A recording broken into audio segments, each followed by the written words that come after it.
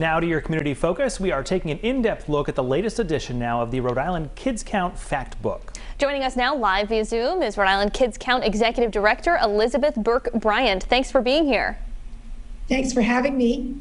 So yesterday our colleague Tali Taylor reported on the data in the fact book, and it paints a stark picture about the impacts of COVID-19 on kids. You've been doing this now for close to 30 years. Do you recall another moment in time when you saw maybe similar trends?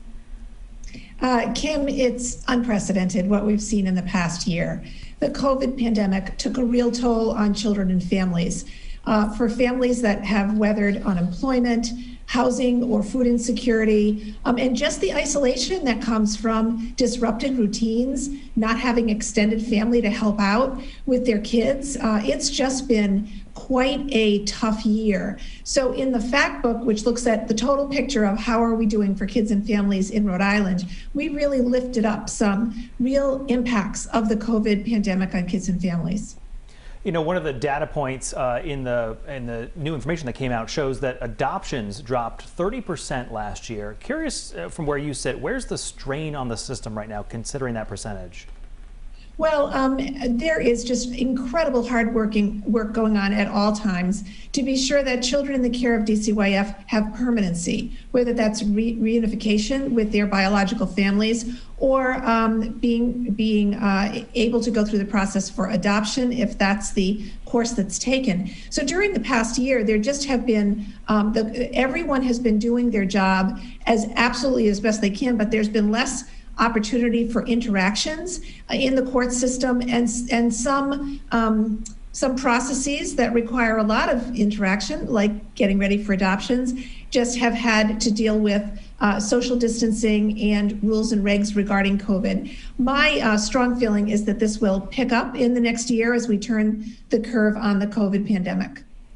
Certainly no secret that COVID-19 has had a lot of negative impacts on all of us. Our kids are no exception, and I encourage folks to head to our website to look at some of the data points themselves. But I'm curious, were there any positive impacts that you saw from the pandemic, maybe something unexpected? Well, I would say something that is positive going forward is that when you have an unprecedented situation, really expose some of the incredible disparities, some of the systems that needed to be improved, like children's mental health. You can take those lessons learned and you can apply them to the work we need to do together in the future. So we are, I think, optimistic that some of the increased support to support families will continue after the pandemic. We know that many families live very precariously in terms of their economic well-being before the pandemic, and we see areas that have gotten some extra support, like childcare. The childcare system was very fragile before the pandemic.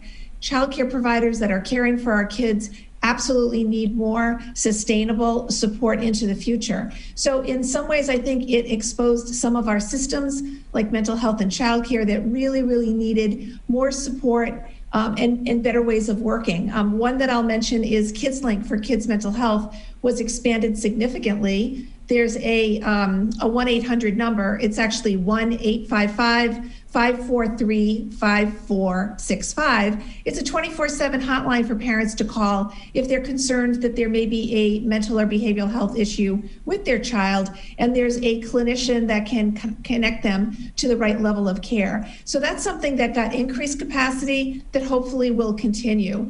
One thing that has stayed the same, though, is that we continue to see unacceptable disparities by race and ethnicity throughout our indicators.